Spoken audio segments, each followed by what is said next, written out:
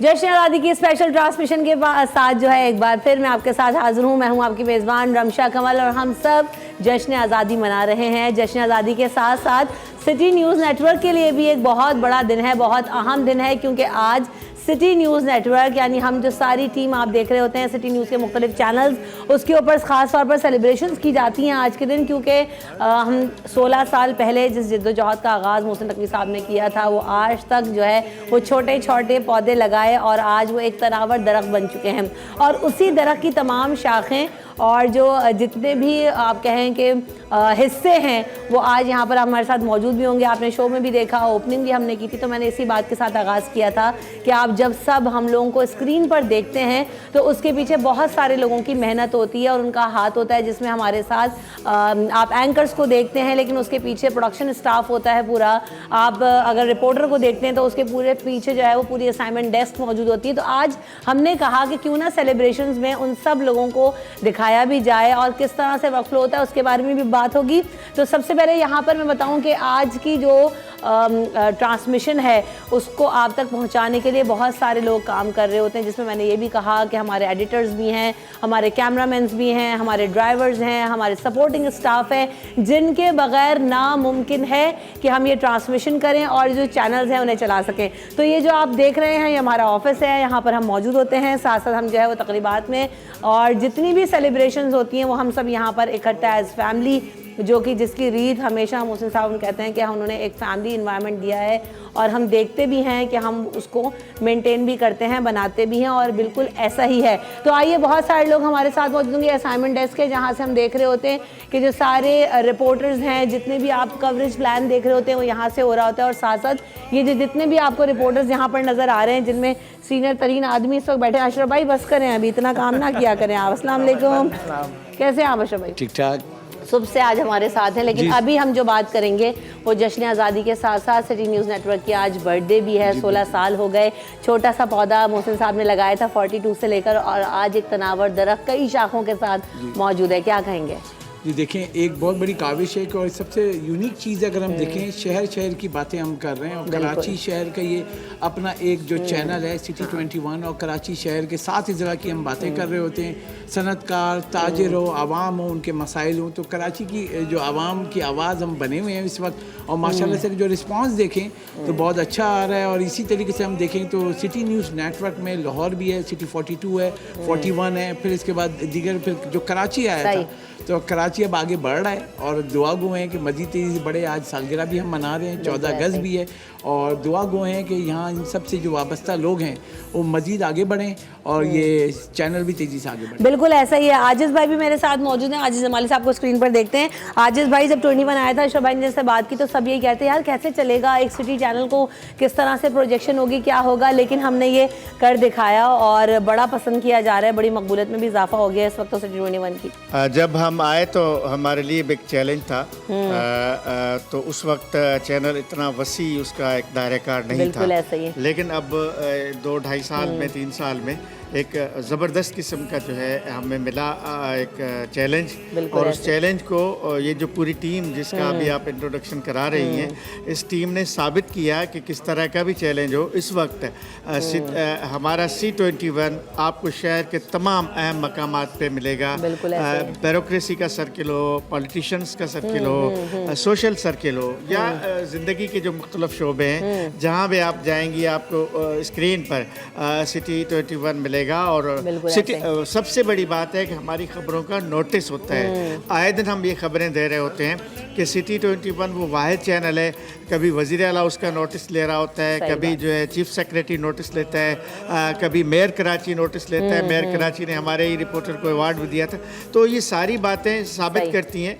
तो इन 2-2.5 सालों में सिटी न्यूज़ नेटवर्क और ख़ास तौर पे कराची की हम बात करेंगे तो C21 ने अपनी बिल्कुल जगह बनाई। अच्छा, कराची के मसाइल की जब हम बात करते हैं तो जितने भी मसाइल उजागर किए गए, जिनमें सबसे बड़ा मसला वसीम आप भी आ जाएं भाई। सारे जो कोर इशूज़ हैं मैं तो उस पर देख रही होती हूँ कि वसीम कवर कर रहे होते हैं, क्योंकि अगर आम आदमी के मसले की बात की जाए जी, बिजली नहीं है, गैस नहीं है, सब्जी महंगी है, दालें महंगी हैं, तो सबका सहरा जो है वो वसीम के सर जाता है। मगर आज बताओ माशाल्लाह आज वसीम की सालगिरह भी है। अरे वाह वाह वाह वाह भाई, क्लैपिंग करें सबसे पहले तो। Happy birthday to you Wasim, आपको बहुत सारी मुबारकबाद, अल्लाह ताला आपको खुश रखे और जो है वो आपके लिए ज़िंदगी में आसानियाँ लेकर आए।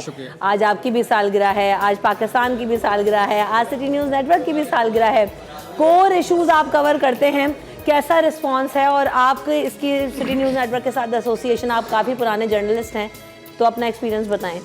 सिटी न्यूज़ नेटवर्क के साथ बहुत अच्छा एक्सपीरियंस रहा है और दीगर चैनल्स में भी हमने अपने फ़राइज़ अंजाम दिए, लेकिन सिटी न्यूज़ नेटवर्क की ख़ास बात यह है कि मैंने जितना यहाँ पे काम किया है और गलियों में, मोहल्लों में, मुख्तलिफ रूरल एरियाज़ में भी जाके, चाहे वो शहरी इलाके हों, बिजली गैस के हवाले से तमाम तर जो है वो हमने कवर भी किया और लोगों ने हमारी पज़िराई भी की। हमें जो है वो हमेशा खुशामदीद कहा, क्योंकि जिन जगहों पे हमने जाके काम किया है वहाँ पे उन जगहों पे इससे पहले कभी भी कोई चैनल नहीं पहुँचा है। तो ये सारा भी हमारे ही सर जाता है सिटी न्यूज़ नेटवर्क की पूरी टीम के ऊपर और बिलखुसूस हमारे मोहसिन नकवी साहब के ऊपर कि उन्होंने जो है वो इस ना सिर्फ इस चैनल को लॉन्च करके जो लोगों के मसाइल हैं उसको हमारे ज़रिए से, इस चैनल के ज़रिए से जो है वो हल करने की कोशिश की। और लोग बड़ा पसंद करते हैं कि जब सिटी न्यूज़ नेटवर्क उनके इलाकों में जाता है मसाइल के हवाले से, मसाइल उजागर करने के हवाले से, तो वो हमारे ज़रिए से ये उम्मीद वाबस्ता कर लेते हैं कि इस चैनल के ज़रिए से हमारे मसाइल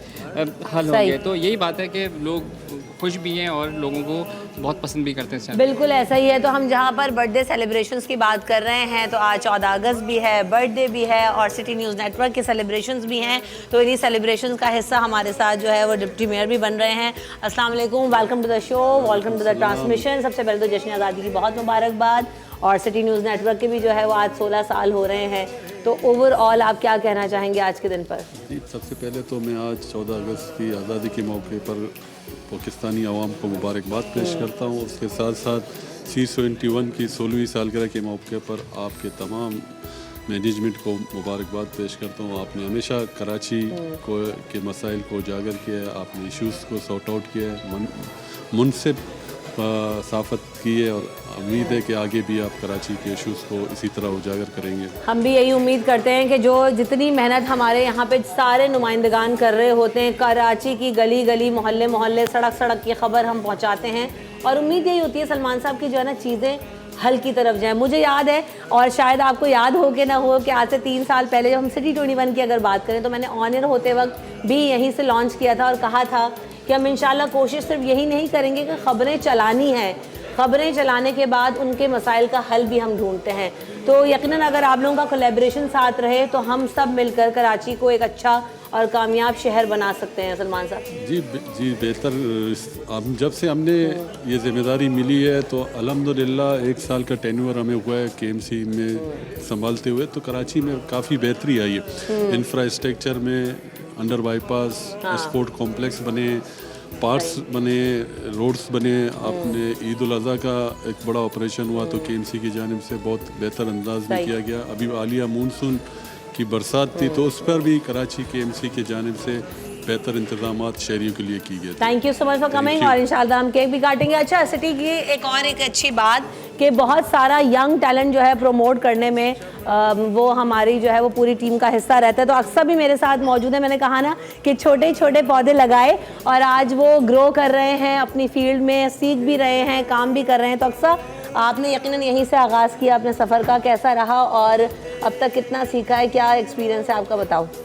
जी बिल्कुल, यकीनी तौर पर जो है वो सिटी न्यूज़ ने जो वो हमें मौका दिया है। और जब यूनिवर्सिटीज़ में कहीं इंटर्नशिप, कहीं जॉब्स नहीं मिल रही होती, स्टूडेंट्स बड़े परेशान होते हैं कि इंटर्नशिप भी करनी है, जॉब भी करनी है, डिग्री भी करनी है। तो ऐसे में सिटी 21 एक ऐसा ज़रिया है तमाम स्टूडेंट्स का जो पढ़ाई के साथ जो है वो इंटर्नशिप करते हैं। और फिर सिटी न्यूज़ फैमिली की ये बात बहुत अच्छी है कि सिखाने के साथ वो आपको जॉब के मौके भी फराहम करते हैं। बिल्कुल ऐसा ही है। तो एक और मिसाल हमारे पास आयमा भी है। आयमा, आपका एक्सपीरियंस भी बताएं भाई, कैसा रहा? क्योंकि मैं तो हमेशा ये कहती हूँ कि यंग बच्चों को जब तक आप इंडल्ज नहीं करते किसी ऑर्गेनाइजेशन में तो एक्सपीरियंस लोगों के साथ साथ यंग ब्लड का आना बहुत ज़रूरी है, एक अलग ही इंथुजियाज्म के साथ आता है। बिल्कुल ऐसा ही है रमशा। देखें जब हम यहाँ पे आए थे तो यहाँ पे कुछ नहीं आता था, हमें बिल्कुल कोरे आए थे, लेकिन जब यहाँ पे आए तो यहाँ पे बहुत ज़्यादा सीखने का हमें मौका मिला, स्क्रीन मिली हमें यहाँ पे, और फिर उसके बाद बीट्स मिली, बाकायदा तौर पे बीट पे अब काम कर रहे हैं। तो जब आए थे तो कुछ नहीं आता था, लेकिन अब माशाल्लाह इतना आ गया है कि बोल सकते हैं और दूसरों को भी थोड़ा बहुत बताने की जो है वो सलाहियत भी रखते हैं। एक्विटी का जो कॉन्सेप्ट है जी, खवातीन तक महदूद नहीं है, खाली खवातीन बच्चियों को हमने ट्रेन नहीं किया है, उसमें फरहान भी हमारे साथ है, फरहान भी उसकी एक मिसाल मौजूद है। तो फरहान बड़ा मुश्किल हो जाता है ना, कहते हैं कि जो मीडिया अपॉर्चुनिटीज सिर्फ खवातीन के लिए ज़्यादा हैं, मर्दों के लिए कम है।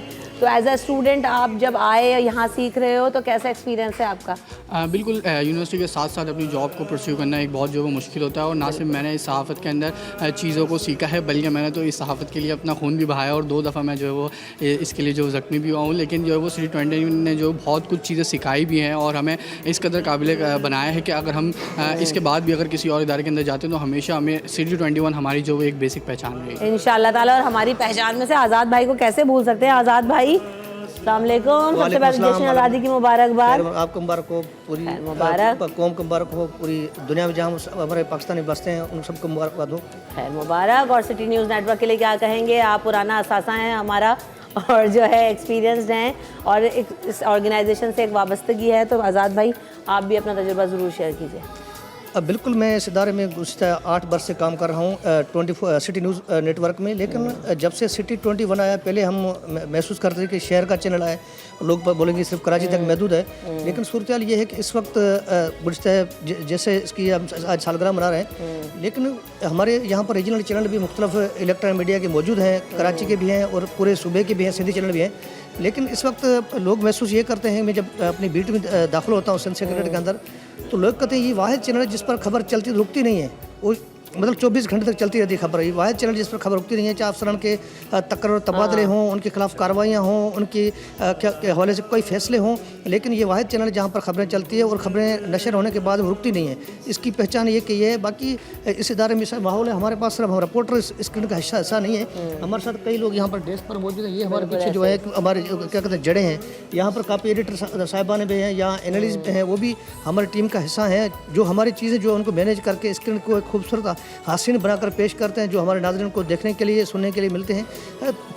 बाकी इदारे का जो माहौल है वो माहौल बिल्कुल ऐसा एक फैमिली की तरह है, जिस तरह हम आज काम कर जैसे घर जैसा माहौल है। क्योंकि जब मेरी छुट्टी होती है, सेक्रेटरी बंद होता है, तो मैं महसूस करता हूँ दफ्तर जाऊँ, दफ्तर में देखूँ माहौल कैसा है। यहाँ माहौल भी अच्छा है, यहाँ हमारे पास कई ऐसे नौजवान सीख कर मुख्तलिफ इदारों में काम भी कर रहे हैं, कई रिपोर्टर ऐसे भी हैं। लेकिन आज खुशी की बात, हम अपने इदारे की चैनल की सालगिरह मना रहे हैं, दुआ गो हैं ये इदारा तरक्की करे, तरक्की की राह पर गामज़न आगे बढ़ने को हम कोशिश करेंगे। हमारी यही मंजिल ये है कि ये इदारे की मुनज़्ज़म तरीके से इदारे के तौर पर उभर कर सामने। बिल्कुल ऐसा ही, इसी दुआ के साथ कि हम सब आगे ज़िंदगी में बढ़ें और ये इदारा भी तरक्की करे, हमारा मुल्क भी तरक्की करे। मैं तो हमेशा यही कहती हूँ कि इसी दुआ के साथ हमेशा कि हम सब चाहते हैं कि अगर हम ईमानदारी के साथ अपना अपना रोल प्ले करेंगे, चाहे वो मीडिया हो, चाहे वो आप किसी भी इदारे से वाबस्ता हो, तो हम देखेंगे कि हमारे मुल्क में, हमारे हालात में, हमारी जो ओवरऑल सिचुएशन है उसमें बेहतरी आना शुरू हो जाएगी। अब यहाँ पे स्टूडियो की तरफ चलते हैं और आपसे वहाँ से मुलाकात होगी। सलाम पाकिस्तान स्पेशल ट्रांसमिशन के साथ आपके साथ फिर हाजिर हूँ और हम बात कर रहे हैं जश्न आज़ादी के हवाले से। और 77वां जश्न आज़ादी आज पूरी कौम मना रही है, भरपूर तरीके से तैयारियां भी की गई हैं और हमारे साथ भी हमारे सेट पर मुख्तलिफ मेहमान भी मौजूद हैं, उनका तारुफ भी आपसे करवाते हैं। तो इस वक्त जो है वो मुझे ज्वाइन कर रहे हैं हसान, तो हमारे साथ मौजूद हैं ही। यहाँ हसान से हमने बड़े ज़बरदस्त मिली नगमे हम सुन भी रहे हैं और भी सुनेंगे। इसके साथ साथ जो है वो उबैद अकील भी मौजूद हैं। उबैद जो है वो काजून प्लेयर हैं, इससे पहले भी हमारे शो का हिस्सा रहे हैं और बड़े ज़बरदस्त जो है वो डिफरेंट सा इंस्ट्रूमेंट है जो कि प्ले करते हैं और बड़ी ज़बरदस्त आवाज़ के साथ हाजिर होते हैं। Welcome to the show Ubaid. और साथ साथ मेरे साथ जो है वो दिया मुगल भी मौजूद हैं। Welcome to the show. आप एक्ट्रेस हैं, मॉडल हैं और खुश आमदीद कहती हूँ दिया आपको भी शो में। साथ साथ सबीन भी हमारे साथ होंगी, सबीन नवाब खान को भी वेलकम करेंगे। आप सिंगर हैं और अभी मैं जब वहाँ पर थी उसके बाद हमने देखा कि बड़े मज़ेदार आवाज़ में, बड़ी खूबसूरत आवाज़ में हमने मिली नगमा भी सुना और भी सुनेंगे। शुक्रिया सबीन आपके वक्त का भी। दिया, सबसे पहले तो जश्न आज़ादी की जब हम बात करते हैं तो यकीनन हम सुबह से आज ये जब बातें कर रहे हैं कि यकीनन हम आज़ादी मना रहे हैं। अभी कुछ दिन पहले एक आध दिन ही गुजरा है शायद। तो हम ये देख रहे होते हैं हमारे जो एक्टर एक्ट्रेसेस हैं या शोबिस के जितने भी लोग हैं, वो पाकिस्तान का एक सॉफ्टवेयर इमेज बिल्ड करने में एक आर्टिस्ट का बड़ा किरदार होता है। यस बिल्कुल। तो दिया, आप क्या कहना चाहेंगे आज के दिन के मौके पर, और किस तरह से जो है ना आर्टिस्ट या एंटरटेनमेंट कम्युनिटी क्या सर्व कर सकती है, किस तरह हम कर रहे हैं, आप क्या कहना चाहती हैं?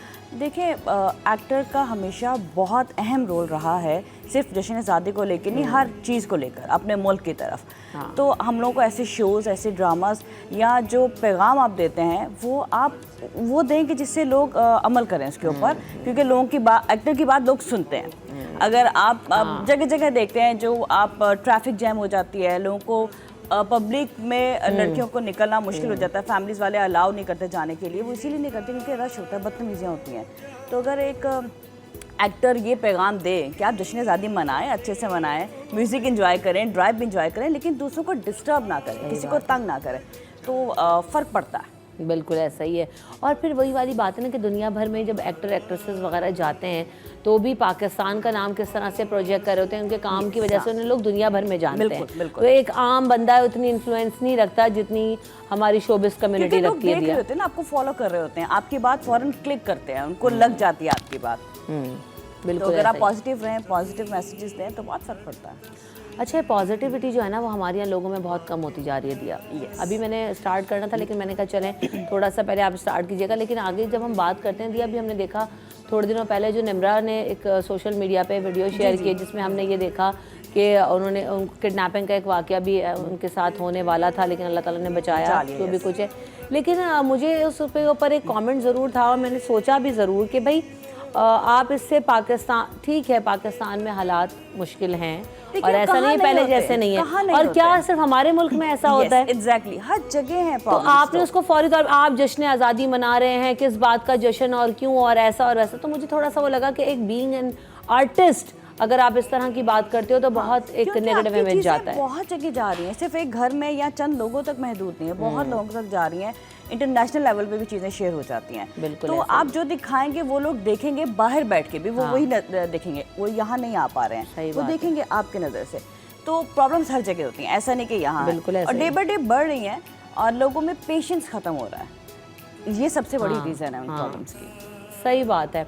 हम सबको यकीनन ज़रूर ये कोशिश तो करनी है कि हम एक अच्छा और सॉफ्टवेयर इमेज बिल्ड करें पाकिस्तान का, क्योंकि इसमें जैसे अभी थोड़े दिनों पहले की बात है, माहिरा को हम देखते हैं कि मुख्तलिफ जो है वो कम्युनिटीज़ के साथ और NGOs के साथ भी वो अपना पार्ट प्ले करती हैं और उसमें उनको बड़ा एडमायर भी किया जाता है कि नहीं एक अच्छा काम है जो कि एक अच्छा मैसेज के साथ माहिरा आती हैं। तो मेरे ख्याल है कि अगर हर शख्स अपनी इंडिविजुअल कैपेसिटी में, आजकल तो सोशल मीडिया का दौर है, सोशल मीडिया का दौर आसान है आपको कोई भी पैगाम देना, कोई भी इंसान लाइव आके बैठ जाता है और बात करना शुरू कर देता है, तो आपको लगता है शायद कोई नहीं देख रहा, बट यू नेवर नो आपकी कौन सी चीज़ कैसे वायरल हो जाती है और लोग उससे क्या परस्यू करते हैं। तो प्रॉब्लम्स भी आपको शेयर करनी चाहिए, उनको दबाना नहीं चाहिए, लेकिन आप बता कैसे रहे हैं ये भी तो मैटर करता है। बिल्कुल ऐसा ही है, बिल्कुल ऐसा ही है।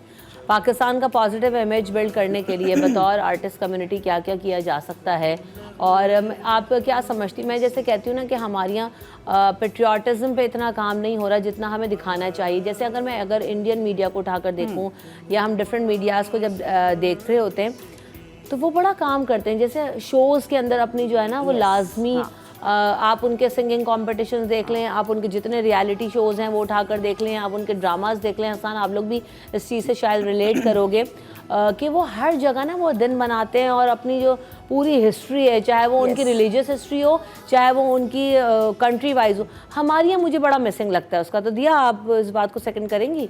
यस, बिल्कुल है। हमारे यहाँ इस किस्म के शोज़ नहीं होते, ड्रामास नहीं बनते।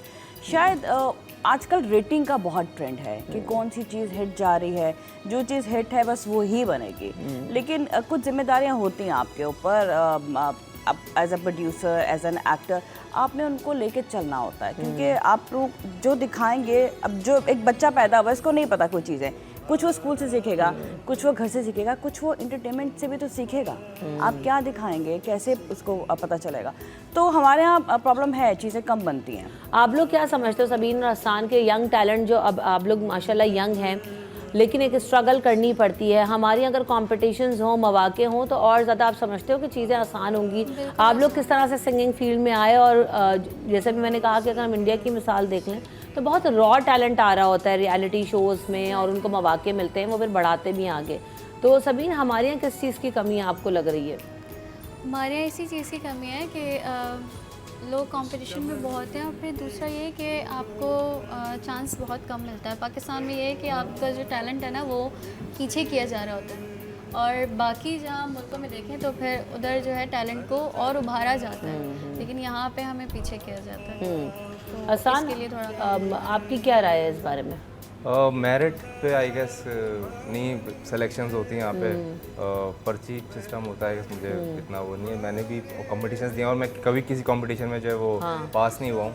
मैं खुद से अपनी जो मुझे स्टेज मिलता है, जो प्लेटफॉर्म मिला, मैंने उसको परफॉर्म किया, और ये करते करते फिर यहाँ तक पहुँचा हूँ। बिल्कुल ऐसा ही है। तो ये जो यूनिकनेस है ना, हमने उसको पीछे छोड़ दिया, और मौके हमें यकीनन क्रिएट करने होंगे। फिर वो कोई मुल्क जब तरक्की करता है तो उसका हर सेक्टर ग्रो करता है। आप अपने आर्टिस्ट पर, अपनी एंटरटेनमेंट साइड पे भी काम करते हैं, आप अपने बिजनेस साइड पे भी काम करते हैं, तो एक अच्छी चीज़ बिल्ड होती है, और बतौर कौम, बतौर नेशन, बतौर सोसाइटी हम ग्रो करते हैं। वक्फा ले लेते हैं, वक्फे के बाद हाजिर होंगे।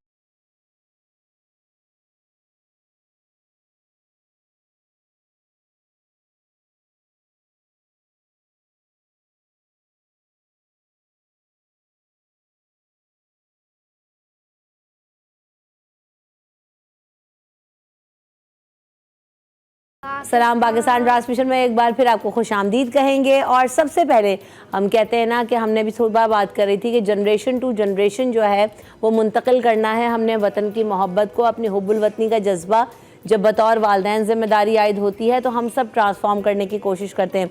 तो आइए, यंग ब्लड, जैसे मैंने हसान को भी कहा कि अब ये लोग हैं और इसके बाद आने वाली फिर एक जनरेशन है। तो इस वक्त मुहाब भी हमारे साथ सेट पर हैं। मुहाब, आप हमें क्या सुना रहे हैं? दिल दिल पाकिस्तान। चलें, स्टार्ट कीजिए।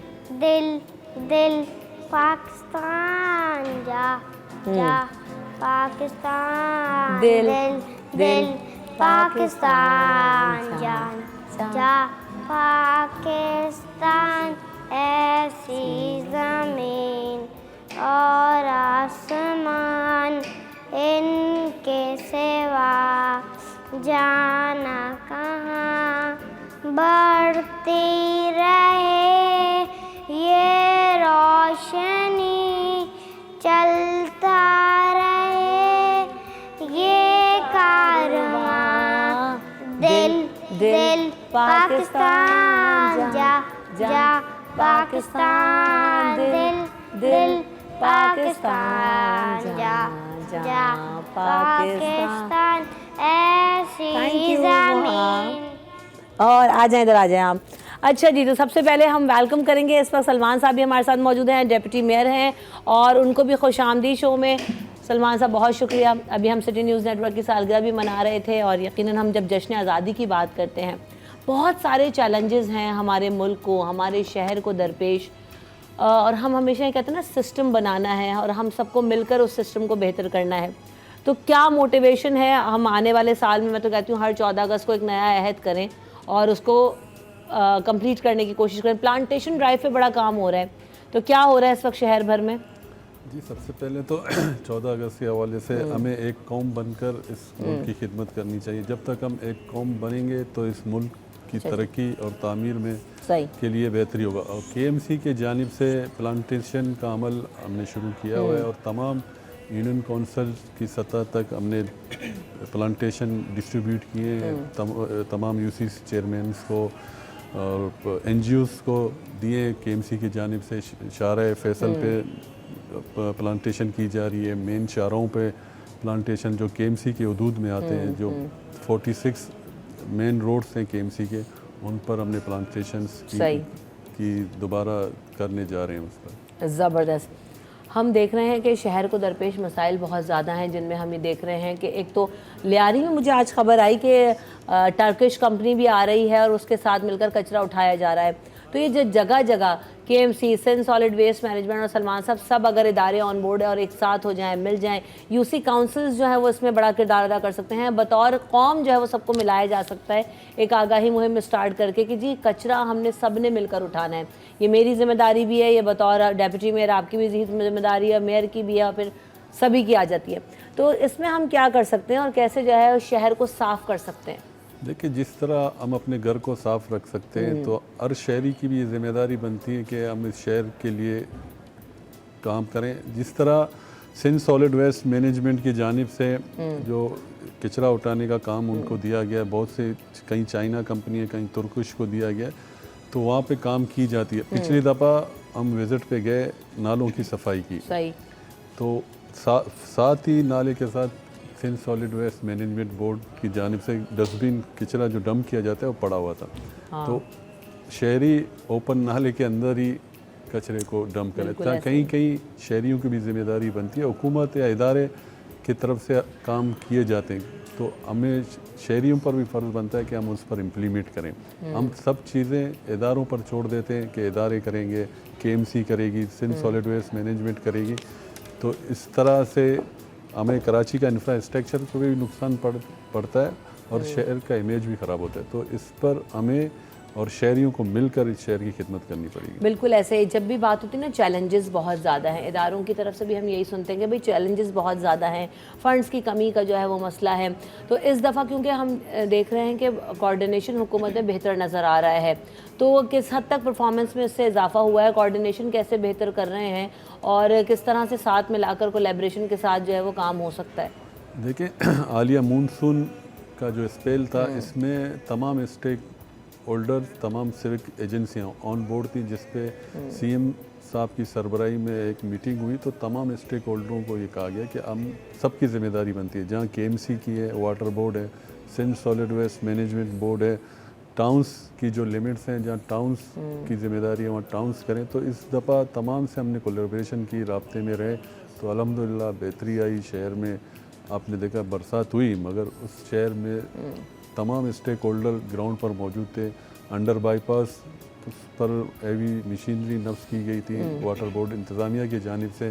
सिंध सॉलिड वेस्ट मैनेजमेंट की टीमें ग्राउंड पर मौजूद थी, जो सिटी वार्डन्स ट्रैफिक पुलिस के साथ शाहराहों को क्लियर करने के लिए ग्राउंड पर मौजूद थी। तो तमाम स्टेक होल्डर एक पेज पर होकर इस मसले को हल कर सकते। बिल्कुल ऐसे ही जाते जाते जश्न आज़ादी के मौके पर आप क्या कहना चाहेंगे बतौर अवाम जो है ना, कि हम क्या कर सकते हैं और इदारे मिल जाएं अवाम के साथ, जब कोलैबोरेशन होगा तो कितना अच्छा होगा? देखिए, इस मौके पर, जश्न आज़ादी के मौके पर मैं ये कहना चाहता हूँ कि सबसे पहले हमें कौम बनकर, एक कौम बनकर इस मुल्क की खिदमत करनी चाहिए, और इदारे अपने काम करके चले जाते हैं और उसके बाद शहरियों की भी जिम्मेदारी बनती है कि हम उनकी हिफाजत करें। कहीं कोई ऐसा प्रॉब्लम हो तो हम मुंतका इदारों को इन्फॉर्म करें।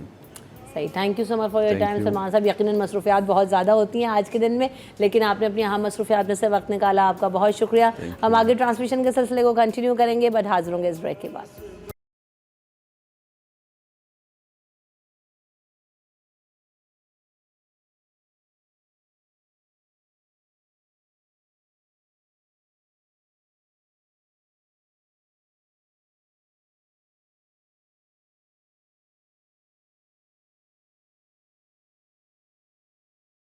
वाह वाह वाह, ज़बरदस्त ज़बरदस्त। इसमें एक बहुत खूबसूरत बात है इस नगमे के साथ साथ भी, और ये तो सारे ही मिली नगमे ऐसे हैं कि जो आपको जो ना वो सारा आपका जो भी इंथुजियाज़म है उसको बूस्ट कर देते हैं। तो दिया, इसमें नज़्म व ज़ब्त की बात हुई, कि नज़्म व ज़ब्त को अपना आप जानो।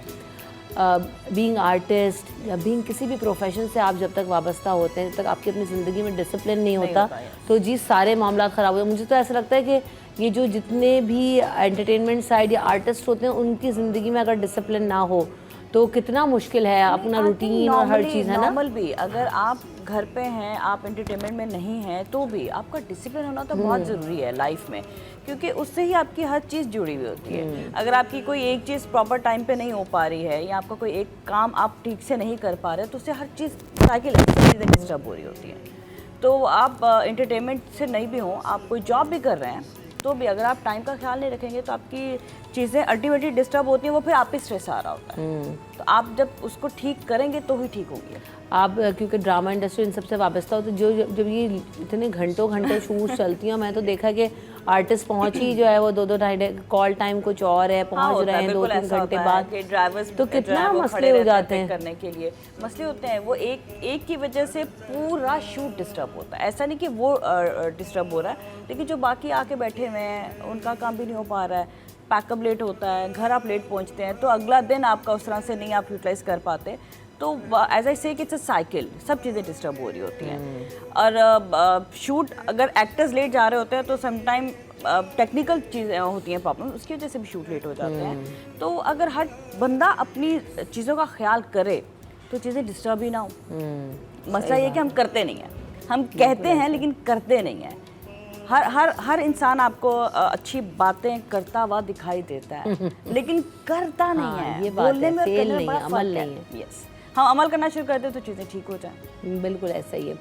अच्छा, तो फिर क्या होता है जब इस तरह का सिचुएशन आ जाए, बहुत कोई एक्टर्स लेटे हैं टेक्निकल साइड पे, तो उसको किस तरह से मैनेज करते हैं फिर दिया, क्योंकि शूट तो बहुत ज़्यादा लंबी भी हो जाती हैं, एक सीन में भी बहुत ज़्यादा टाइम चाहिए। अब देखिए, मैनेज करने की प्रोडक्शन हाउस की या को एक्टर्स की तो यही होती है कि मैनेज किया जाए। अब जो इंसान अपने टाइम पर आया उसको तो टाइम पे घर जाना है, आप एक लिमिट तक ही मैनेज कर सकते हैं। प्रॉब्लम्स होती हैं, अब उनसे भी बात की जाती है, जो एक्टर्स लेट आ रहे होते हैं उनसे रिक्वेस्ट की जाती है कि आपकी वजह से बाकी सब सफ़र कर रहे हैं। अब ये उन पे है, कुछ लोग एडजस्ट कर जाते हैं, कुछ लोग स्टिल कह देते हैं, लेकिन नेक्स्ट डे फिर वही सब कुछ होता है। तो प्रॉब्लम्स आती हैं। फिर ऐसे प्रोजेक्ट बस यही दुआ कर रहे होते हैं कि बस ख़त्म हो जाए खैर खैरियत से। अभी रिसेंट कौन से प्रोजेक्ट्स किए हैं, कर रही हैं, आगे आने वाले उनके बारे अभी में मेरा एक प्रोजेक्ट ऑनर है, इसका JB प्रोडक्शन से है वो, और एक मैं कर रही हूँ प्राइवेट प्रोडक्शन से है, लेकिन उसका अभी चैनल इज़ नॉट कन्फर्म है, उसकी शूट चल रही है। बाकी OTT के लिए आजकल बहुत काम हो रहा है, यूट्यूब के लिए, चैनल्स के लिए, OTT प्लेटफॉर्म के लिए बहुत काम हो रहा है, और बहुत अच्छा काम हो रहा है। क्योंकि चैनल के ऊपर फिर भी समहाउ कुछ कैरेक्टर्स ऐसे होते हैं, कुछ स्क्रिप्ट ऐसे होते हैं, उनको आप एक उस तरह से शूट नहीं कर पाते, क्योंकि टाइम का प्रॉब्लम भी होता है, प्रोडक्शंस का प्रॉब्लम होता है, बजट के इश्यूज हो जाते हैं समटाइम्स, आपको एक्टर्स उस तरह से नहीं कॉपरेट कर पा रहे होते हैं। पर बहुत सी चीज़ें आप जो चैनल के पॉलिसी के अंदर रह के कर रहे होते हैं, OTT पे ऐसा नहीं है। OTT पे आपके पास हर टॉपिक पे, हर चीज़ पे आप बात कर सकते हैं, और बहुत अच्छा काम हो रहा है। अभी बहुत बोल्ड ड्रामाज बन रहे हैं, जिसमें हमने देखा OTT प्लेटफॉर्म्स पे ही मैंने वो ड्रामाज देखे हैं, पाकिस्तानी हैं।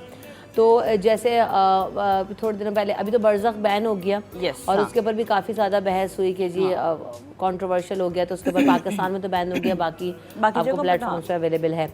लेकिन उसके अलावा भी मैंने वो भी देखा, मिस्टर एंड मिसेस शमीम आया, अब्दुल्लापुर का देवदास आया, तो बड़ी डिफरेंट स्टोरी लाइन के साथ जो है उन्होंने वो दिखाने की कोशिश की है। और मुझे मिस्टर एंड मिसेस शमीम का स्टोरी लाइन बहुत अच्छी लगी, कि उन्होंने एक एड्स से रिलेटेड मैसेज भी दिया, एंड उसका हम सोच रहे थे कि यार इसका क्या होगा क्या नहीं होगा। तो अच्छे डिफरेंट सब्जेक्ट्स के ऊपर ये हमारी जो अभी भी ट्रेडिशनल मीडिया है दिया, जहाँ पे हम ये ड्रामास देख रहे हैं, उसमें वही सब कुछ चल रहा है, एक शादी दूसरी शादी, फिर सास बहू के मसाइल, वही सब कुछ आ रहा है अभी तक। हम कहते हैं कि हमें डिफरेंट चीज़ें देखनी है, लेकिन नहीं देखते लोग। वो आपने जो हमारे चैनल देखते हैं, दिखाते नहीं हैं आप लोग। नहीं, अगर कोई आप देखें, बहुत से ऐसे प्रोजेक्ट्स बनते हैं, लेकिन उनकी उस तरह से व्यूअरशिप नहीं आती, उनकी उस तरह से रेटिंग्स नहीं आ पा रही होती। हम ही लोग हैं वो अपने चैनल्स पे देखना पसंद नहीं करते, लेकिन OTT पे देखना पसंद करते हैं। बहुत सी ऐसी टॉपिक्स पे फिल्म्स बनी है, शॉर्ट सीरीज़ बनी है, जो OTT प्लेटफॉर्म पे आई हैं, जो पाकिस्तान से आई हैं, लोगों ने देखी है, लेकिन जब वो चैनल से आ रही होती है तो लोग आई डोंट नो उसको क्यों प्रेफर नहीं करते। हम कहते हैं कि, लेकिन आप देख लें जो ऐसे प्रोजेक्ट्स हैं जो हम कहते हैं कि भाई वही दूसरी शादी, वही सास बहू के झगड़े, वही चीज़ें, लेकिन वो प्रोजेक्ट्स क्यों चल रहे हैं? क्योंकि लोग देख भी तो रहे हैं। As an a business, as an producer, अगर मेरी एक प्रोडक्ट मार्केट में नहीं बिकेगी, मैं क्यों बनाऊंगी वो? तो मुझे उसका रिटर्न आ रहा है, वो बिक रही है, वो लोग देख रहे हैं, उसकी व्यूअरशिप आ रही है, रेटिंग आ रही है, तो बिजनेस भी तो करना है। फिर अल्टीमेटली और राइटर भी और बतौर प्रोडक्शन में भी ना, मैंने ये सवाल किया तो उन्होंने भी ये जवाब दिया कि भाई ये सबसे पहले डिमांड प्रोडक्शन में भी यही आती है। प्रोड्यूसर भी ये कह रहा था, जब तक औरत को मिस्कीन नहीं दिखाओगे, रोता धोता नहीं दिखाओगे, तो नहीं बिकना वो ड्रामा भाई। और वाकई यही सब चल रहा है। या फिर वो मियाँ बीवी का वो आप या तो लड़ाई झगड़ा बिल्कुल ही ऑपोजिट दिखाते हैं, या बिल्कुल ही बस वो समझ नहीं आ रहा है, एक ही तरह के नाम है। ऑडियंस देखती है, मतलब कुछ प्रोजेक्ट्स ऐसे हैं जो हम भी कहते हैं कि मतलब हम भी सेम एक चीज़ कर करके हम भी थकते हैं, बट आपके पास अगर 10 में से 8 प्रोजेक्ट्स ऐसे ही आ रहे हैं तो समहाउ इसकी रेटिंग है। लोग देखना चाहते हैं वो चीज़ें, लेकिन वो OTT पे देख लेंगे, अपने चैनल्स पे उनको वही चीज़ें चाहिए। या टीवी देखने वाली ऑडियंस ही वही है, हम समझ रहे हैं। मे भी शायद हमारी जो नई जनरेशन है वो तो OTT पे कुछ डिफरेंट कंटेंट देख रही है, लेकिन अभी भी जो लोग टीवी पे व्यूअरशिप है वो वही देख रहे हैं ना। लेकिन दिया साथ साथ ये भी क्योंकि आज 14 अगस्त का दिन भी है, और मैं अभी हम थोड़ी देर पहले बात करते थे डिफरेंट हमारे जो करीबी ममालिक हैं उनमें किस तरह का कॉन्टेंट बन रहा है, तो इसमें हमें ये भी ज़रूरत है कि हम अपना जो पेट्रियाटिक साइड है या हमारे हीरोज़ हैं, हमारे वहाँ हमारी डॉक्यूमेंट्री मेकिंग, ड्रामा मेकिंग वहाँ नहीं हो रही, वो नहीं हो पाती। कोई ऐसे ड्रामाज नहीं है जो बच्चों के साथ आप बैठकर उनको सिखाने के लिए दिखा सकें, जिसमें पाकिस्तान की तारीख के बारे में भी हो। कायदे आज़म की कैरेक्टर स्टोरी आप दिखा लीजिए, सर सैयद अहमद ख़ान है, अल्लामा इकबाल है, दे आर हीरोज़, उनकी वजह से तो आज ये मुल्क है, हम लोग हैं, और उन पे नहीं बनते, और ये बड़े अफसोस की बात। हालांकि मुझे ऐसा लगता है इन सब्जेक्ट्स पे अगर काम करें तो बहुत चलेंगे, क्योंकि खाली है ना आपके पास, बिल्कुल गैप है, कुछ भी नहीं है। इस प्लेटफॉर्म को तो आपने टच ही नहीं किया ना, तो आपको पता ही नहीं है। आपने हमने बुक से पढ़ा है, लेकिन देखने के लिए हमारे पास क्या है। जैसे एक अहदे वफा आया, थोड़ा सा ही डिफरेंट आया था, लेकिन वो क्लिक किया, लेकिन वो और उसके एंड ने भी मुझे तो खैर बड़ा मायूस किया था कि मैं सोच रही थी कि कुछ डिफरेंट होगा या कुछ देखेंगे, लेकिन वही हुआ एंड में, ट्रेडिशनली सब कुछ हो गया उस ड्रामे में भी, लेकिन चले फिर भी एक फ्लेवर आया था उसमें। हाँ, उसका एक डिफरेंट चीज़ आई तो लोगों ने उसको बहुत पसंद किया। ये अगर आप डिफरेंट टॉपिक्स को अच्छे से प्रेजेंट करें तो वो चीज़ दिखती है, लेकिन रिस्क लोग कम लेना चाह रहे होते हैं। बिल्कुल ऐसा ही है। तो जश्न आज़ादी के मौके पर ये सब तो हमें बहुत कुछ सुना रहे हैं। दिया, आप कुछ सुना सकती हैं, कोई मिल्ली नगमा, कोई शेर? आप एक्टिंग करवा लें। थोड़ा सा गुनगुना दें। कभी भी नहीं मैंने मतलब मेरा माइंड भी कभी सिर्फ नहीं चाहता कि मैं सिंगिंग में ट्राई भी करूँगी। हाँ, आप मेरी वाली पार्टी में मैं जो है ना वो आपकी वाली पार्टी में पूरा शामिल करती हूँ। गाना नहीं गवाओ, बाकी बुलवा लो जितना बुलवा। वो एक होता ना कि बाथरूम सिंगर, बट नहीं, मैंने कभी बाथरूम में भी जाकर नहीं गुनगुनाया। तो क्या कहना चाहती हैं जाते जाते इस प्लेटफॉर्म पे और आज के दिन के हवाले से आप? बस यही है कि आज़ादी का जो एक्चुअल मतलब है उसको समझने की कोशिश करें, अपने मुल्क के लिए, अपने लोगों के लिए। गवर्नमेंट से भी है और हमारे शहरियों की भी जिम्मेदारी है, अपनी अपनी जिम्मेदारियों को समझें और मुल्क को, कौम को बेहतर बनाने की कोशिश करें। थैंक यू सो मच दिया, आपके वक्त का बहुत शुक्रिया। और यकीनन इस सब का कंट्रीब्यूशन होता है जो एक मुल्क को मुल्क बनाते हैं, जो पाकिस्तान का इमेज, जैसे अभी हम बहुत बार अभी हम बात कर रहे हैं मुस्तकिल ट्रांसमिशन में कि अरशद नदीम जब मेडल जीत कर आए, स्पोर्ट्समैन हैं और उन्होंने पूरी दुनिया के सामने पाकिस्तान का एक डिफरेंट इमेज पोर्ट्रे कर दिया, पाकिस्तान के अंदर एक नई जो है ना वो इंथुजियाज़म की लहर फूंक दी। इसी तरह आर्टिस्ट हों, पेंटर हों, मीडिया पर्सनस हों, बिज़नेस कम्युनिटी हो, हर शख्स अपना रोल प्ले करता है और अगर ईमानदारी के साथ करे तो यकीनन पाकिस्तान जो है वो सुरखरू होगा और तरक्की करेगा और पाकिस्तान का एक अच्छा इमेज दुनिया के सामने जाएगा। ब्रेक ले लेते हैं, ब्रेक के बाद हाजिर होंगे।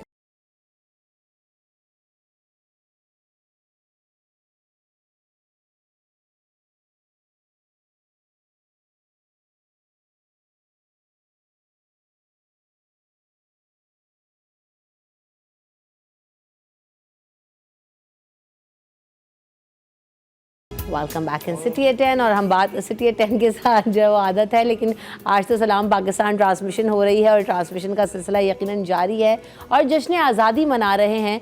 जश्न आज़ादी की तकरीब में जो है वो हम सब देख रहे हैं कि जब शिरकत करते हैं भरपूर एहतमाम किया जाता है और इस दिन को मनाने के लिए अभी जैसे भी थोड़ी देर पहले भी मैं बात करती कि इस शहर को, इस मुल्क को, इस माशरे को अगर हमने कामयाब बनाना है तो उसमें तमाम सेक्टर्स को, तमाम लोगों को मिलकर अपना कंट्रीब्यूशन करना होगा। जैसे भी मैंने जाते वक्त कहा कि चाहे वो एंटरटेनमेंट साइड हो, आर्टिस्ट हो, बिज़नेस कम्युनिटी हो, चाहे वो जो जर्नलिस्ट हो, जो भी हो, स्पोर्ट्समैन जैसे भी हमने देखा, अरशद नदीम का मैंने जिक्र किया, तो हम सबको मिलकर अपना अपना किरदार अदा करना होगा। ऐसे ही बिज़नेस कम्युनिटी से कुछ लोग इस वक्त मेरे साथ मौजूद हैं, उनसे भी बात करेंगे पाकिस्तान की तरक्की में, पाकिस्तान की इकनॉमिक सिचुएशन को कैसे बेहतर किया जा सकता है। टूरिज़म के हवाले से भी बात होगी कि दुनिया भर में हम देख रहे हैं कि जहाँ जहाँ हसीन नज़ारे मौजूद हैं, जहाँ पर नहीं भी हैं, वो आर्टिफिशियल जो है वो डेवलप कर रहे हैं और अपने टूरिज़म को फ़रोग दे रहे हैं, तो हम क्या क्या कर सकते हैं, तमाम चीज़ें पर बात करेंगे। हमारे साथ शब्बीर मंशा साहब मौजूद हैं, आप पाकिस्तान चाइना बिज़नेस फोरम के चेयरमैन भी हैं, एक्स वाइस प्रेसिडेंट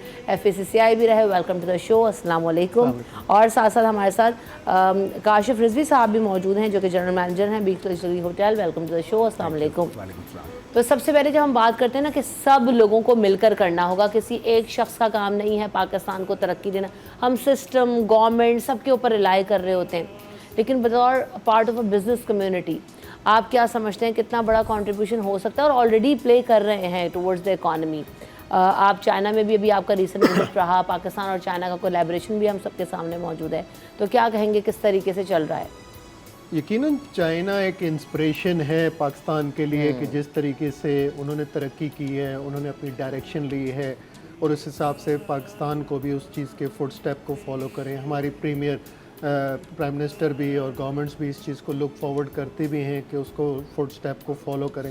लेकिन जो चीज़ वहाँ पे हमारी ऑब्जर्वेशन आई है वो बहुत ज़्यादा डिफरेंट थी जी, कि अभी रिसेंटली हमारा एक बहुत बड़ा पाकिस्तान का एक्सपो था जो कुंगमिन के अंदर था, उसके अंदर साउथ एशिया बिज़नेस फोरम में या साउथ एशिया बिज़नेस का था और उसमें पाकिस्तान को उन्होंने as a theme country lead करने के लिए दिया था। ज़बरदस्त। और पाकिस्तान उन पूरे साउथ एशिया के तमाम ममालिक को लीड कर रहा था एज ए थीम कंट्री। और हमारे वहाँ पे दूसरे ममालिक से, उनके नेपाल से या दूसरे कंट्री से उनकी प्राइम मिनिस्टर और मिनिस्टर सारे आए हुए थे। तो वो ऐसा एक फोरम था जहाँ पे हमारी रिकग्नाइजेशन बहुत ज़्यादा हुई और पाकिस्तान को उसमें बहुत सारी पजीराई भी हुई। हमारे को गवर्नमेंट ऑफ चाइना CCPIT वालों ने तकरीबन 400 स्टॉल भी दिए पाकिस्तान को एग्जिबिट करने के लिए और वहाँ पे पाकिस्तानी मसनूआत की काफ़ी ज़बरदस्त सेल भी हुई है और उसमें काफ़ी ज़्यादा पजीराई उनकी मार्केट्स में हमारी प्रोडक्ट्स की हुई है। इसके अलावा मुख्तलिफ वहाँ पे हमारी मुलाकातें हुई हैं कि जो पाकिस्तानी डिप्लोमेट्स थे या बिजनेसमैन थे या हमारा फोरम था या B2B मीटिंग्स थी हमारे लोगों की, तो उसके अंदर हमारी काफ़ी सारी मुलाकातें हुई हैं। और उसके अंदर जो मेनली हमारे को, क्योंकि वो उस वक्त प्रिपरेशनरी स्टेज चल रही थी, ये जो हमारा कराची में जो एक्सपो हुआ है फूड एक्सपो, तो TDAP के साथ जो था तो वो उसकी और चाइना पाकिस्तान में सबसे बड़ा डेलीगेशन भी जो है वो चाइनीज़ डेलीगेशन था इस फूड एक्सपो में, तो 75 लोग तकरीबन आए चाइना और से। हमें जाके वहाँ पे बहुत ज़्यादा खुशी हुई कि हमारे वहाँ पे चाइना में 4 हमारे जोन्स में डिवाइडेड है हमारी कॉन्सुलेट और पूरे चाइना के चारों हिस्सों से वहाँ पे हमारे लोग आए और उनको लेके आए और हमारे पास मज़ीद कुछ ऐसी इंफॉर्मेशन उन्होंने हमारे साथ शेयर की हैं जो हमारे बिजनेसमैनों को पता होनी चाहिए कि वहाँ पे इन्वेस्टर कॉन्फ्रेंस हो रही है। इन्वेस्टर्स चाहे हम अपने पाकिस्तान के बेहतरीन प्रोजेक्ट्स को अगर उसके अंदर वहाँ पे मार्केट करें तो हमारे को इन्वेस्टर्स हमारे साथ इंटरनेशनल कोलैबोरेशन के, ना सिर्फ चाइना, इंटरनेशनल कोलैबोरेशन के लिए भी पाकिस्तान में इन्वेस्ट। लेकिन उसके पहले हम लोग एकदम अचानक उठ के जाने से बेहतर है कि अगर वो 3 महीने बाद हैं एक्सपो और पाकिस्तानी एम्बेसी भी और फेडरेशन ऑफ पाकिस्तान भी इसमें बहुत बड़ा किरदार अदा कर सकती है, तो आप लोग हमें लिखें, अपने प्रोजेक्ट्स लाएं और उसकी प्रिपरेशन हो और पाकिस्तान में इन्वेस्टमेंट्स लाने के लिए एक बहुत बड़ा प्लेटफॉर्म होगा जो पाकिस्तान में ना सिर्फ वो इन्वेस्टमेंट्स आएंगी, एम्प्लॉयमेंट आएगी और खुशहाली के लिए हम आगे बढ़ सकते हैं। और आप ये भी देखें ना कि ये सारी चीज़ें अब हम जो बात करें कि इन्वेस्टमेंट आएगी, खुशहाली आएगी, सब कुछ, इन सारी चीज़ों का ऑन दी अदर साइड जब हम देख रहे होते हैं तो काशिफ साहब, ये जब सब लोग इतने सारे इंटरनेशनल डेलीगेट्स आ रहे होते हैं तो इसके लिए होटल मैनेजमेंट, हॉस्पिटैलिटी इंडस्ट्री की जगह अगर हम बात करते हैं तो उसको बड़ा बूस्ट मिलता है, क्योंकि जाहिर सी बात नहीं आएंगे तो किसी के घरों में तो रहेंगे नहीं, तो ये सब इन्हीं होटल्स में, इन्हीं जगहों पर जा रहे होते हैं, तो ओवरऑल कितना इम्पैक्ट चेंज जाता है और उन लोगों का आकर फीडबैक क्या होता है? देखें, मैं इनकी बात को कंटिन्यू करूं, इन्होंने जिक्र किया फूड एग्रो का जो कि रिसेंटली एक एग्जीबिशन था। पाकिस्तान में मेजर इवेंट्स जो एक्सपोज होती हैं वो बड़ी लिमिटेड हैं, वो हम आपको उसको you name it and you take it, वो वाली बात है, बड़ी लिमिटेड है। तो एक तो हमें इन फूड जो एक्सपोज हो रही हैं इनकी फ्रीक्वेंसी को बढ़ाना है और इनको मेजर लार्ज स्केल के ऊपर कंडक्ट करना है। फूड एग्रो की अगर हम बात करते हैं तो फूड एग्रो में तकरीबन मोर देन 600 रूम्स थे जो कराची के होटलों में डिवाइड हुए थे और ये सब फॉरेन डेलीगेशंस थे, जिसमें से तकरीबन 200 के करीब रूम जो है वो हमारे पास भी थे, जिसमें बीच लग्जरी भी शामिल है, वाइट टावर भी शामिल है और ये सारे फॉरेन डेलीगेट्स थे। और फॉरेन डेलीगेशन के आने का मेन मकसद जो है वो पाकिस्तान के हालात को देखना या इन्वेस्टमेंट अपॉर्चुनिटीज़ को इनकैश करना इन एक्सपोज के थ्रू, और सिक्योरिटी की क्या हालात है उस चीज़ के ऊपर उनका भरोसा बहुत ज़रूरी है, बिकॉज़ सिक्योरिटी अनफॉर्चुनेटली हमारे मुल्क में जो है वो पिछले दिनों में इतनी अच्छी नहीं रही है, तो लोगों का जो कॉन्फिडेंस है वो इंटरनेशनल इन्वेस्टर का बहुत शेक हुआ हुआ है। होटल्स की अगर आप बात करते हैं तो होटल्स में जब गेस्ट हमारे पास आते हैं तो उनकी एक्सपेक्टेशंस जो है वो बहुत हाई होती हैं कि जिस होटल में हम ठहर रहे हैं वहाँ का कंफर्ट लेवल जो है वो कैसा है, वहाँ की सर्विसेज जो है वो कैसी हैं, वहाँ पर वो कितना सिक्योर है होटल। तो उसमें ये सारी चीज़ें हमें इंश्योर करने के लिए कंपटीशन में हर चीज़ को बड़ा अप टू द मार्क रखना पड़ता है और उसके साथ साथ जो स्टैंडर्ड्स हैं उनको एक सर्टेन लेवल से ऊपर रखना पड़ता है, क्योंकि जो इंटरनेशनल ट्रैवलर आ रहा है वो जिस माहौल में से रह के और फैसिलिटेट होके आ रहा है, पाकिस्तान अनफॉर्चुनेटली अभी उन चीज़ों से थोड़ा पीछे है as compare to the international hospitality industry. तो इंटरनेशनल हॉस्पिटैलिटी इंडस्ट्री को जब हम देख रहे हैं और बाहर तो उस पर बहुत ज़्यादा फोकस किया जा रहा है, अभी हम पढ़ा लिखा के लोगों को होटल इंडस्ट्री में नहीं भेज रहे हैं, जबकि मैं बहुत कम है, ऐसा नहीं कहूँगी कि सभी ऐसे ही आ रहे हैं, लेकिन आप क्या समझते हैं कि एजुकेशन की बहुत ज़्यादा ज़रूरत है इस इंडस्ट्री के अंदर भी, और इंटरनेशनल मार्केट को कॉम्पीट करने के लिए हम कहाँ पीछे हैं इस वक्त आशिष साहब? हम पाकिस्तान में एक तो culinary आर्ट्स के या हॉस्पिटैलिटी मैनेजमेंट के जो इंस्टीट्यूट्स हैं ना, उनको ग्रो करने की ज़रूरत है। एज़ वी स्पीक नाउ तो मेरे हिसाब से बड़े लिमिटेड फिंगर टिप्स के ऊपर इंस्टीट्यूट हैं जो कि हॉस्पिटैलिटी मैनेजमेंट के कोर्सेज या डिग्रीज़ या डिप्लोमाज ऑफ़र कर रहे हैं, और हमें इनके नंबर को ग्रो करने की ज़रूरत है। हमें और इन्वेस्टर्स जो हैं जो इस फील्ड में आगे आना चाहते हैं, और उसमें हॉस्पिटैलिटी के जो टाइकून्स हैं मैं उनको भी रिक्वेस्ट करूंगा कि जितने भी बड़े बड़े ग्रुप्स हैं वो आगे आएँ, अपने हॉस्पिटैलिटी स्कूल जो है वो लॉन्च करें, ताकि हमारे बच्चे हॉस्पिटैलिटी की वो बेसिक जो वो सीखने के लिए पाकिस्तान से बाहर जाते हैं, जो कि most of the commonly said कि दुबई जैसी जगह है जहाँ पर पाकिस्तान से बच्चा जब भी पढ़ता है कोई भी culinary आर्ट, उसकी पहली कोशिश होती है कि मुझे दुबई में जो है वो जॉब मिल जाए, और जब वो वहाँ जाता है तो वहाँ की जो इंडस्ट्री है वो इतनी एक्सटेंसिव और वास्ट इंडस्ट्री है कि आपको वहाँ पर जो है वो बहुत कुछ सीखने का मौका मिलता है। और मैं अगर इस तवज्जुह से अपनी बात करूँ तो मैंने तकरीबन 27 ईयर्स मैंने पाकिस्तान से बाहर काम किया है, उसमें मैंने यूरोप में भी काम किया, मिडल ईस्ट में भी काम किया, तो it's a total different ball game. और वहाँ की जो हॉस्पिटैलिटी इंडस्ट्री है, वहाँ की जो एडवांसमेंट है, वहाँ की जो टेक्नोलॉजी है, उससे हम काफ़ी पीछे हैं। तो हम इन चीज़ों से अपने आप को सवार करने के लिए जो है ना वो बहुत मेहनत की ज़रूरत है, और करिकुलम को बेहतर बनाने की ज़रूरत है। सबसे बड़ा प्रॉब्लम करिकुलम का है हमारे पास, वो बेहतर जब हो जाएगा तो स्टैंडर्ड्स खुद ही मैचअप होना शुरू हो जाएगा। अच्छा, एक बड़ा बुनियादी सवाल ये कि आज हम सुबह से इस बारे में बात भी कर रहे हैं अपने डिफरेंट सेगमेंट्स में, आप भी इस पर कमेंट कीजिएगा शबीर साहब। लेकिन काशिफ साहब हो क्या रहा है कि आपने कहा मैं 27 साल बाद सर्व कर रहा हूँ और वापस वतन वापस आया, क्यों आया यहाँ से? तो हर शख्स कह रहा है कि हमें जाना है। बड़ा इंटरेस्टिंग सवाल है और आपने पहली दफ़ा नहीं पूछा, बहुत से। देखें, मैं पाकिस्तान से एजुकेशन के सिलसिले में यूके गया था, मैंने अपनी एजुकेशन कंप्लीट की, वहाँ मैं हॉस्पिटैलिटी मैनेजमेंट जो है जो जॉब करता रहा। उसके बाद मुझे टाइमली प्रमोशन मिलते गए, कैरियर ग्रोथ मिलती गई। मेरा एकेडमिक बैकग्राउंड जो है वो हॉस्पिटैलिटी से बिल्कुल नहीं है, it is from computer sciences, लेकिन मैंने ये जॉब अपनी स्टडीज़ के साथ कंटिन्यू करने के लिए और लिविंग अर्न करने के लिए जो है वो की थी, बिकॉज जाहिर सी बात है पाकिस्तान से बैठ के not everybody can afford to pay the fees. तो पेरेंट्स ने मुझे जो एक मौका प्रोवाइड किया था, उसमें जो रिसोर्सेज उन्होंने दी थी कि मेक इट और break it, choice is yours, so I decided to capitalize on it. और उसके बाद फिर मैंने वहाँ पे उसको सपोर्ट करने के लिए अपने आप को जॉब की, और जॉब करने के साथ साथ जब मैं वापस आने की बात आती है तो मेरे जहन में एक दो चीज़ें थी जिसके ऊपर ये सख्त फैसला जो है वो किया। वो ये थी कि देखें, जब आपके पास तालीम का हुनर है, एक्सपीरियंस है, तो आप क्यों नहीं अपने मुल्क में जाके एज अ रिटर्निंग रेजिडेंट अपनी कंट्री को सर्व करें, उस इंडस्ट्री को सर्व करें जहां आप जैसे काबिल लोगों की ज़रूरत है। बाकी दुनिया में तो हर क्वालिफाइड आदमी मौजूद है, जितनी भी हमारे तरक्की याफ्ता ममालिक हैं उन सब के अंदर आपको बेतहाशा लोग जो है वो मिल जाएंगे जो इस इंडस्ट्री को रन कर रहे हैं, बट आपकी जो ज़रूरत थी वो अपने मुल्क में थी।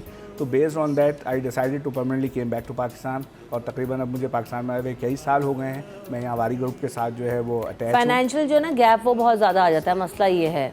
देखिए, तो लोग उसको कंसिडर नहीं करते, उसको कंसिडर करते हैं, बाकी सब चीज़ों को जो है ना वो छोड़ देते हैं। देखिए, ज़िंदगी में फाइनेंशियल गैप तो हर जगह आते हैं। ये एक ऐसी चीज़ है जिसके पीछे आप ज़िंदगी भर दौड़ते रहेंगे और ये हमेशा आपसे आगे ही रहेगी। हाँ, तो इस पे आपको कहीं ना कहीं कॉम्प्रोमाइज़ करना पड़ता है, और शायद मैंने इस पे कॉम्प्रोमाइज़ अपनी फैमिली वैल्यूज़ और अपनी कंट्री के लिए जो है वो किया, क्योंकि जिस चीज़ की जहाँ पर ज़रूरत है तो हम पढ़ने के लिए और अच्छी चीज़ें हासिल करने के लिए बाहर इसीलिए मैं गया था। And now I am serving back in Pakistan, और I am a satisfied Pakistani. अभी हम ये सारी बातें कर रहे थे तो हम यही वाली बात कि जी जाएं, बाहर जाने में कोई मसला नहीं है, वापस आएँ, अपने कंट्री को सर्व करें। तो मिसालें हैं, ऐसा नहीं है कि नहीं है, कम है, लेकिन हैं, लोग कर रहे होते हैं। तो यकीनन तो ये तो इंस्पिरेशन हो गई बात काशिफ साहब के लोग, क्योंकि ज़्यादातर भी नौजवान नस्ल जो है ना उसी तरफ फोकस कर रही है। अच्छा शब्बीर साहब, यही हाल बिज़नेस का भी है। लोग अब ज़्यादातर क्या कह रहे हैं जी, हालात साजगार नहीं है, बिज़नेस उठाओ जी, अदर कंट्रीज़ में चलते हैं और यहाँ पे ज़्यादा हमें शायद रेट भी बेहतर मिल जाए। ख़ास तौर पर तो बिजली का मसला बड़ा है बिज़नेस कम्युनिटी को, और है भी, कोई इसमें कोई दो राय नहीं है। तो ऐसे माहौल में जब ये फ़िज़ा कायम की जाएगी तो ऐसे में किस तरह से सस्टेन करना है? बहुत अहम सवाल आपने उठाया है, क्योंकि हम ये समझते हैं कि कारोबार एक बिल्कुल अलग चीज़ है और हुब्बुल वतनी एक बिल्कुल अलहदा चीज़ है। पाकिस्तान में जो लोग काम करते हैं, एम्प्लॉयमेंट देते हैं, कारोबार करते हैं, तो वो अपने मुल्क से मोहब्बत का इजहार भी साथ में करते हैं। लेकिन कारोबारी फंडामेंटल्स बिल्कुल डिफरेंट हैं। कारोबार ये कहता है कि जिस काम में फ़ायदा होगा, किस किराने की दुकान में फ़ायदा होगा, किस फैक्ट्री को चलाने में फ़ायदा होगा, वो फैक्ट्री वो चलाएंगे। जो नहीं होटल चल सकता उस होटल को मजबूरन बंद करना पड़ेगा। तो वो कारोबार जो है वो इस पे फंडामेंटल्स में, और जो आपने बिजली का जिक्र किया, बिजली इस वक्त फंडामेंटल सबसे क्रॉनिक प्रॉब्लम पाकिस्तान का बन चुका है। और ये IPPs के अंदर जो IPPs हमारा मुल्क का, हमारे पाकिस्तानियों का इस्तेहसाल कर रही हैं, इसके अंदर तो नहायत परेशान कुन हालात हैं। और जब तक ये तमाम चीज़ें नहीं सेटल डाउन होंगी तो ग्रोथ के अंदर बहुत बड़े सवालिया निशान, चैलेंजेस पाकिस्तान के लिए रहेंगे। लेकिन इसके साथ साथ मतलब पाकिस्तान हम हर सूरत में ग्रो करता देखना चाहते हैं। तो हमारे साथ चूँकि पूरे दुनिया के डिप्लोमेट्स राब्ते में रहते हैं और हमारे पास हर वक्त कॉन्सुलेट्स भी आते हैं और वो एम्बेसियों से भी हमारे राब्ते रहते हैं, इंटरनेशनली भी हमारे पास वो है। तो एक शॉर्ट टर्म जो चीज़ हमारे पास अवेलेबल है वो अल्लाह ताला ने शायद हमारी यूथ है, शायद दुनिया में वो यूथ की जो कमी है पाकिस्तान को अल्लाह ताला ने शायद उस नेमत से नवाज दिया है। हालांकि वो हमारे लिए इस वक्त चैलेंज है, मगर दूसरी साइड पे हमारे लिए वो एक ब्लेसिंग भी है अगर हम उनको डायरेक्शन दे सकें। हमारे को ऐसे महसूस होता है कि पिछले दिनों टीवी पे खबरें जब हमने सुनी कि जी के किश्ती में जाते हुए हमारे पाकिस्तानी और वो प्रॉब्लम में आ गए और डूब गए बहुत सारे लोग यूरोप जाते हुए, तो हमारी एम्बेसडर थी यूरोपियन यूनियन की, उनके साथ बात हुई तो उन्होंने कहा यार कि इसमें आप लोगों की हुकूमत और आप लोगों को चाहिए कि अपने लोगों को वो अवेयरनेस दें कि हम कानूनी तौर पे हमारे को तकरीबन 2 मिलियन लोगों की ज़रूरत है यूरोपियन यूनियन में। आप उनको तैयार करके भेजें। जो आप बात कर रहे थे, जो हमारे कुलीग अभी बात कर रहे थे, वो बिल्कुल सही कर रहे थे कि अपनी इंडस्ट्री से मुतालिक ट्रेनिंग दे के, वोकेशनल ट्रेनिंग दे के हमारे पास ऑस्ट्रेलिया के एम्बेसडर आए और वो आके बता रहे थे कि carpenter is getting more money than a doctor or a engineer we think here. बिल्कुल ऐसा ही। और वो हफ्ते में 4 दिन सिर्फ काम करते हैं, 5 दिन भी काम नहीं करते और $6 लाख तक ऑस्ट्रेलिया में पैसे कमा सकते हैं। भाई आप कनाडा की उठा के देखें ना तो वो कहते हैं कि जो ट्रक ड्राइवर है जी वो सबसे ज़्यादा कमा रहा है, इंजीनियर और डॉक्टर से ज़्यादा। तो हमने लाइन नहीं दी हुई ना कि हमें करना क्या है। अपने नौजवानों को डायरेक्शन देने की ज़रूरत है और एजेंटों के हाथों में फंसने की बजाय गवर्नमेंट के, जो गवर्नमेंट ऑफ यूरोप में बहुत सारे जैसे जर्मनी में अपॉर्चुनिटीज़ हैं, इटली में अपॉर्चुनिटी, उनको लीगल तरीके एक्सप्लोर करने की ज़रूरत है और उनको सिर्फ वो कोर्सेज, वो तालीम देने की ज़रूरत है जहाँ पे जाके पाकिस्तान का वो नाम रोशन करें। सबसे बड़ा सेक्टर है हमारा मिडल ईस्ट। हम एक रॉ लेबर भेजते हैं और उस रॉ लेबर को 800,000 दिरहम वो सैलरी देते हैं और यही हॉस्पिटैलिटी का अगर हम कोई प्रोफेशनल भेज दें वो 3,000 से 4,000 दिरहम का एक आम स्टार्टिंग अप। सही बात है। बात वही है कि देखें फिर वही वाली बात आ जाती है कि अवेयरनेस, एजुकेशन, और जब हम सिस्टम में रहते हुए सिस्टम को बेहतर करने की कोशिश करते हैं तो बेहतरी आती है। बहुत ज़बरदस्त बात की शबीर साहब ने कि अपॉर्चुनिटीज़ हैं, और काशी साहब ने भी कहा ना कि जब तक हम वो स्किल हासिल नहीं करेंगे, जब तक हम अपने आप को उस तरह से ग्रूम नहीं करेंगे, तब तक आप जो राइट वे या राइट पाथ नहीं तलाश कर सकते। Thank you so much Shabir साहब, आपने वक्त दिया, आपका बहुत शुक्रिया। काशी साहब आपके आमद वक्त का भी बहुत शुक्रिया। वक्फे की तरफ बढ़ेंगे, वक्फे के बाद हाजिर होंगे।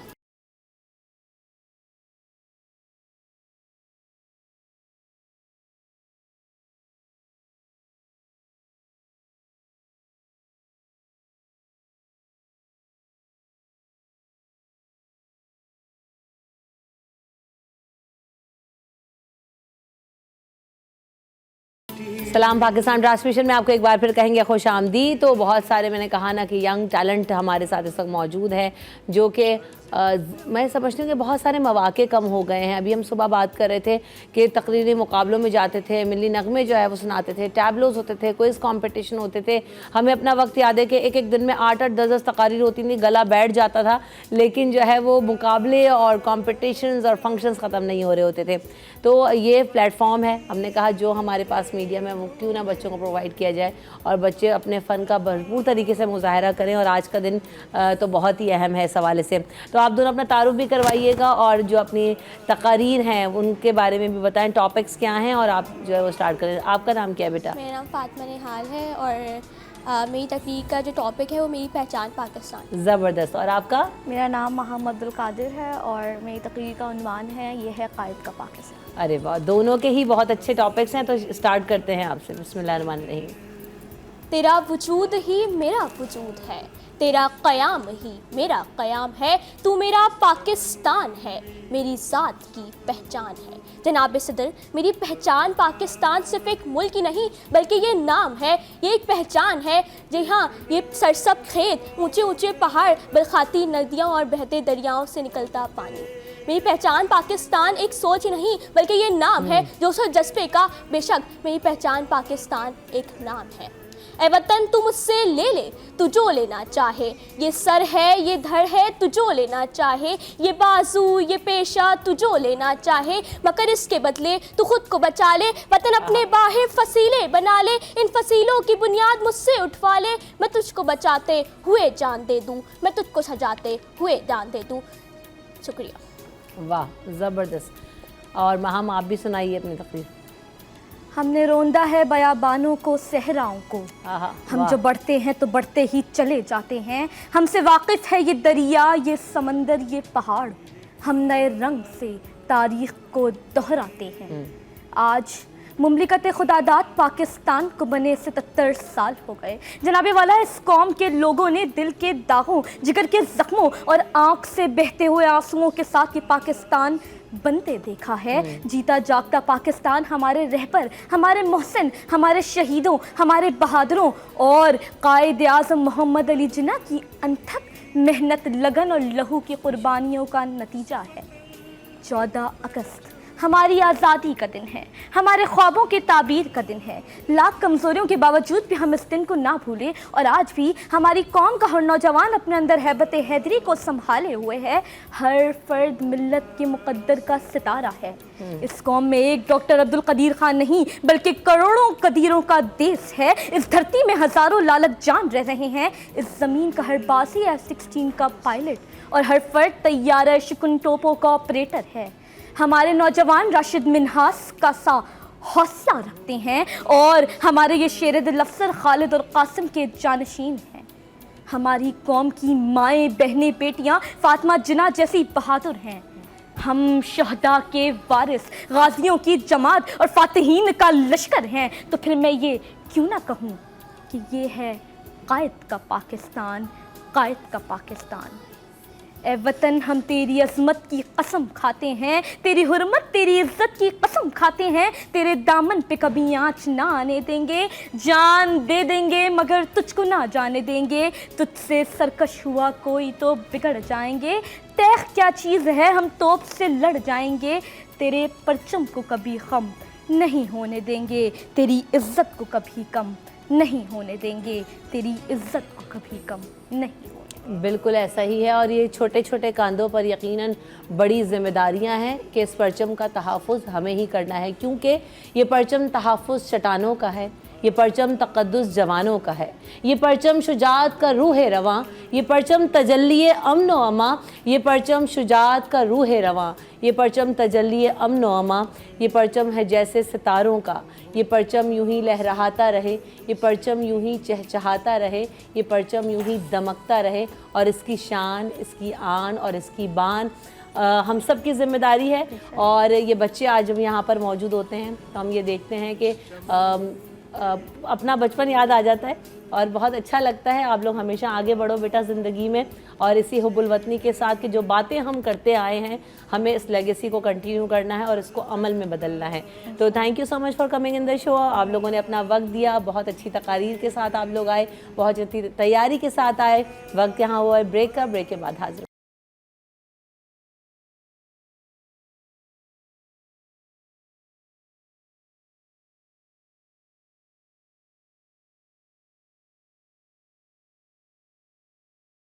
सलाम पाकिस्तान ट्रांसमिशन में आपको एक बार फिर कहेंगे खुश आमदीद, और ट्रांसमिशन को चार चांद लगाने के लिए और इस जश्न को मनाने के लिए भाई मीठा बहुत ज़रूरी होता है। तो मीठा आज इस वक्त लेकर आई हैं कायनात और अंजलना, जो कि होम बेकर्स भी हैं, बड़े ज़बरदस्त कप केक्स भी बनाए हैं, केक्स भी बने हुए हैं।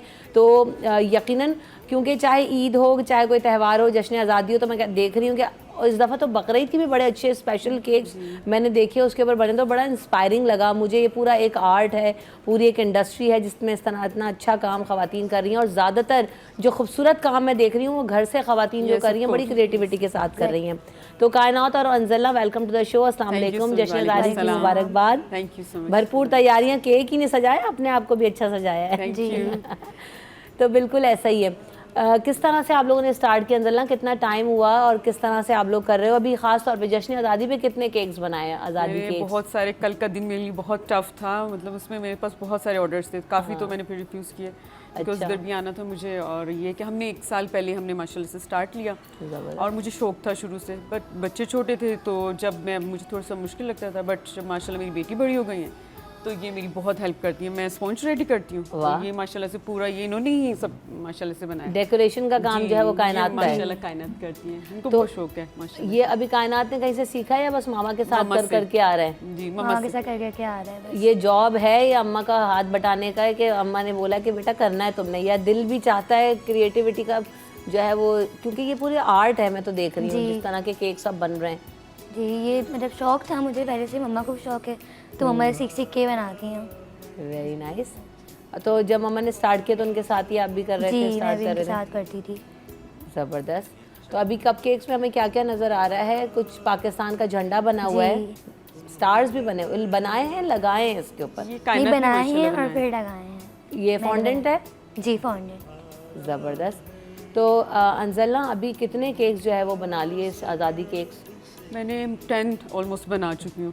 आज के फिर मैंने ऑर्डर्स जो है ना फिर वो कैंसिल किए, मैंने ऑर्डर्स नहीं लिए क्योंकि मुझे इधर आना था। फिर जब घर जाके और ऑर्डर्स हैं वो इंशाल्लाह कंप्लीट करूँगी। अच्छा, ओकेजन्स पे क्या होता है, घर में भी ऑलरेडी इतना काम बढ़ जाता है कि क्योंकि सब छुट्टी वाला दिन होता है, सब लोग घर में होते हैं, तो घर की एक अपनी कुकिंग का सिलसिला चल रहा होता है, उसमें किचन में इस तरह से, तो कैसे मैनेज करते हो आप? जब मेरे पास ऑर्डर्स होते हैं तो फिर मैं उसके अकॉर्डिंग ही मैनेज करती हूँ। तो उससे पहले मैं सारी प्रिपरेशन वगैरह करके रख लेती हूँ। स्पॉन्ज पहले से हमें एक दिन पहले हमें रेडी करना होता है, क्योंकि स्पॉन्ज को एक दिन चाहिए होता है इसको सेटल होने में। फिर नेक्स्ट डे जब हमें ऑर्डर डिलीवर करना होता है फिर हम उसकी आइसिंग वगैरह उसी दिन हम करके देते हैं, बिकॉज हम मेक टू ऑर्डर करते हैं, ये फ्रेश बना के देते हैं। होम बेकर्स का तो यही है कि ऑर्डर्स पे वर्क होते हैं। बिल्कुल ऐसा ही तो फिर मैं घर के काम फिर साथ साथ इस तरीके से मैनेज करती हूँ।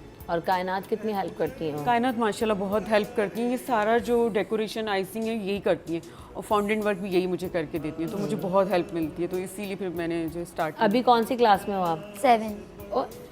मैंने कहा शायद 9 मैट्रिक में तो आगे कितनी समझ। She is 13 years old। बहुत यंग एज में। अच्छा, सीखने का इरादा है आगे मजीद इसको? क्योंकि आगे है, ये तो पूरा एक आर्ट है, पूरी चीज़ें इसमें इतनी जिद्दत आ गई है अब तो। पहले तो ये केक बनता था उस पर बस नाम लिख देते थे, हैप्पी बर्थडे हो गया, अब तो इतना आर्ट वर्क हो रहा है। कस्टमाइज केक्स बन रहे हैं आज तक थीम के अकॉर्डिंग। वो बेंटो केक्स वगैरह भी बन रहे हैं, वो छोटे छोटे, वो जश्न आज़ादी वगैरह के भी बड़े अच्छे, जो लोग ज़्यादा मीठा नहीं खाते या वो इस तरह से। आप पेज देखिएगा हमारा, तो उस पर आप देखिएगा माशाल्लाह काफ़ी। आपका पेज है bake and chill by Anjalna, Instagram पे है हमारा page, bake and chill by Anjalna. ज़बरदस्त। तो पढ़ाई के साथ साथ आपको भी जब स्कूल जाना है सब पढ़ाई, तो कैसे मैनेज करती हो फिर? सुबह स्कूल जाती हूँ, फिर जब ऑर्डर होता है तो मम्मा के साथ फिर हेल्प करवा देती हूँ, फिर इस तरह से करती हूँ। चलें, ज़बरदस्त। तो अब यहाँ पे बेक्स कह रही हूँ, केक्स बड़े खूबसूरत देख रहे हैं, केक कटिंग भी करेंगे और यहाँ पे ब्रेक ले लेंगे। ब्रेक के बाद जब वापस आएंगे तो हम आपके साथ होंगे।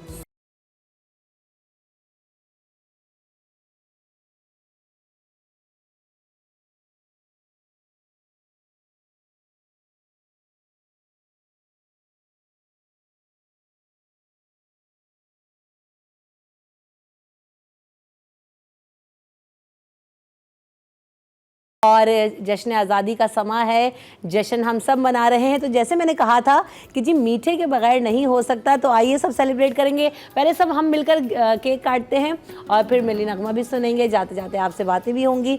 लेकिन आइए पहले इंडिपेंडेंस डे को सेलिब्रेट करते हैं और हम सब मिलके जो है वो केक भी काटेंगे, खाएँगे भी, इंजॉय भी करेंगे। ठीक है कायनात?